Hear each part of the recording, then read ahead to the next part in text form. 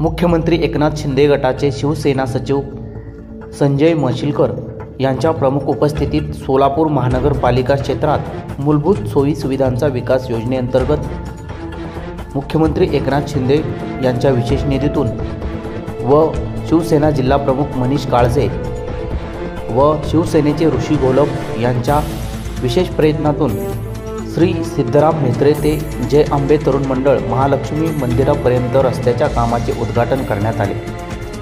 सदरवेळी शिवसेनेचे जिल्हा प्रमुख चरण चौरे, जिल्हा प्रमुख महेश साठे, शिवसेना जिल्हा प्रमुख लक्ष्मीकांत ठोंगे पाटील त्याचप्रमाणे शिवसेनेचे प्रमुख पदाधिकारी यांच्या प्रमुख उपस्थितीत रस्ता उद्घाटनाचा कार्यक्रम संपन्न झाला। यावेळी शिवसैनिक मोठ्या संख्येने उपस्थित होते।